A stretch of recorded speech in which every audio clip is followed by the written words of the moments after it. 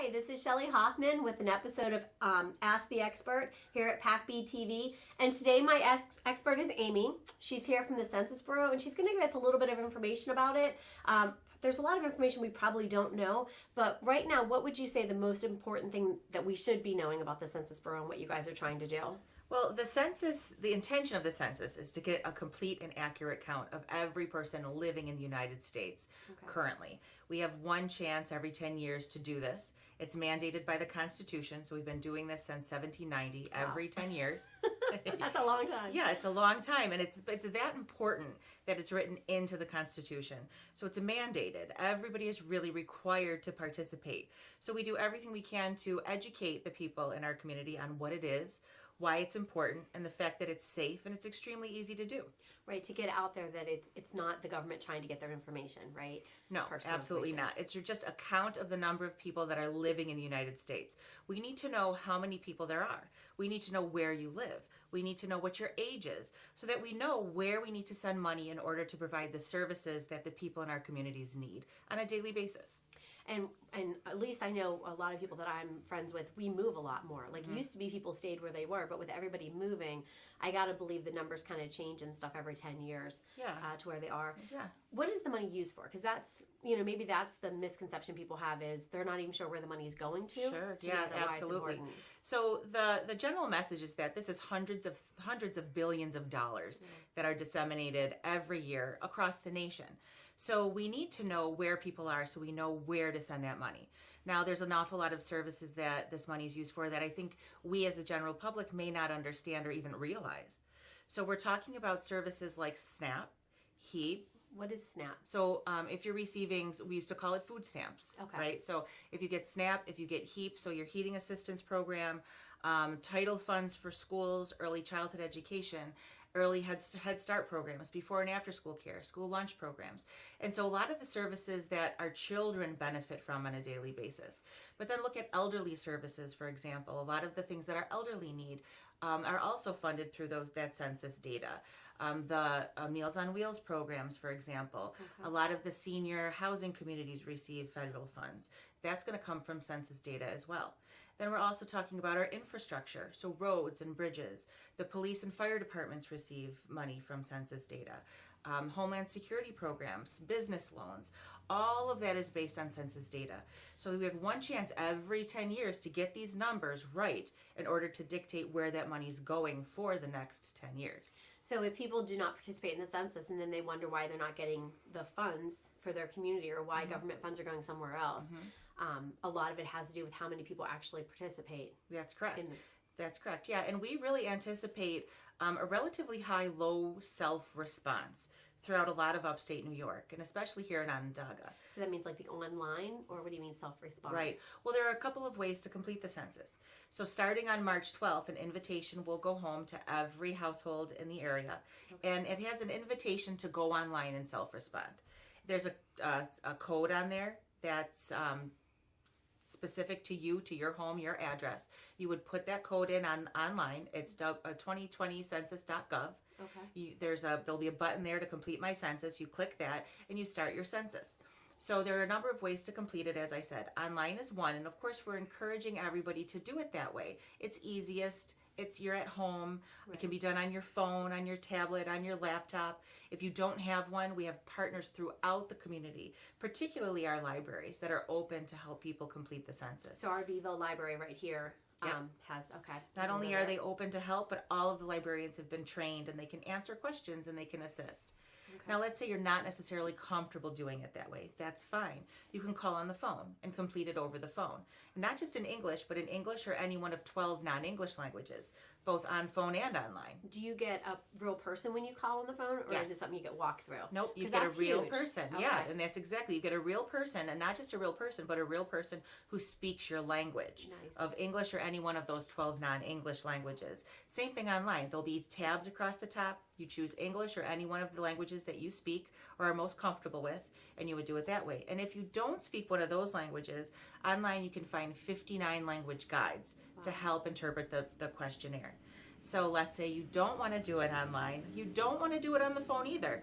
You can do it on paper, that old-fashioned way. Paper will be available in English and Spanish, but again, there are 59 guides to help interpret that. When you say you can do it on paper, is that part of the packet that comes out on March 12th? Well, that depends on where you live. Okay. So again, we're encouraging people to do this online, of course, but we also know that there are large sort of technology deserts throughout our community. Correct. So there are neighborhoods that people might not have internet access. They may not have the technology to do it. And if you are in one of those locations, you will receive a paper copy first.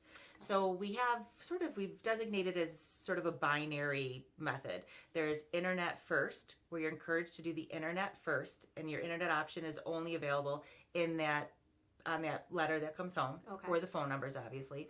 And then there's internet choice, where you may live in one of those locations we've deemed necessary to send you both the letter inviting you to respond online and a paper copy. Okay. Which is nice, because in today's society with trying to keep the paper amount low, right, a lot of that would go to the wayside. Right. So let's say, though, you get internet first. You get just the letter, and then you don't respond. A week later, you'll get another letter, and then a postcard reminder, then another letter, and then you also will get a paper copy in the mail. So mid-April, everyone will get a paper copy if they haven't called or done it online. Okay. And then, so I believe I remember, and again, it's only, 10 years, and I'd like to say that I'm in my 20s, but I'm in my 40s, so I've lived through a couple of these. But if you don't do any of those, is that at the point where someone will knock on your door? That's right. So enumerators or field workers, the people who come door to door, that starts in May. Okay. Yeah. So if you want to avoid someone coming to your door, you have March and April to get done electronically. That's right. Yep. Okay. You have a while to try to get this done before someone knocks on your door. Okay. And so we know, you get stuff in the mail, you set it aside, you get home from work, you're busy feeding your family, there's homework to do, there's chores, and so we kind of put it aside. We give you time, but as soon as that comes in, if you don't want someone knocking on your door, take the 10 minutes, go online, get on your phone, and complete the census. And then you don't have to worry about somebody knocking on your door. Okay. And speaking of people knocking on your door, you obviously need people to fill that role, correct? We do. So we have been recruiting people to apply for census jobs for about a year now.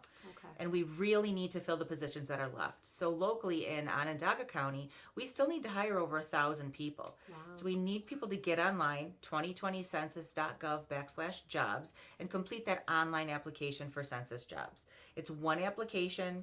It takes about 10 minutes. You need to have a working email account. So if you don't, set one up. Go set up a Google or Gmail email, a Yahoo, whatever you're comfortable with.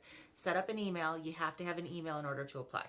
Okay. Is there any other requirements that you need to have for those jobs? You have to be 18. Okay. You have to be legally able to work in the United States. And you have to be able to pass a criminal background check. That being said, one of our priorities is to get people back to work. So if you have anything questionable in your past, you're not sure about it, apply. We encourage everyone to apply. If anything pops up that we have questions about, we'll ask. You have 60 days to respond and answer those questions, provide verification, whatever the case may be. But our priority is getting people back to work. So don't worry about it, apply. Okay.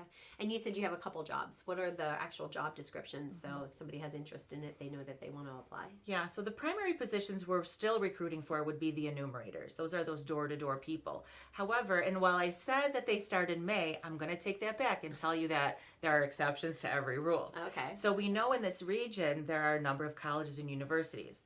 One of our hardest to count communities are students who live off campus. So if we wait till May to knock on those doors, they're gone. The semester's over. Correct. So neighborhoods that surround colleges and universities, or neighborhoods where we've deemed there may be a large number of college students who live off campus, we'll start knocking on those doors in April. Okay. So enumerators are being hired now. We're being trained now. And I want to go back and mention that you're hired based on the zip code where you live, because we want people to work in the neighborhoods where they live. This is important because if somebody is knocking on your door, we want them to be familiar to you. They should look like you. They should speak your same language. So we definitely have a language need. We need to hire people of every race, every ethnic group, every religion that speak every language. I said we have 59 language guides, but we know throughout Western New York there are over 200 languages spoken. Wow. So our 59 languages that we're providing for, they constitute what we know to be about 99% of the population. But that's still not 100. And we have a lot of needs here. So we need to hire people who speak multiple languages. That's a priority.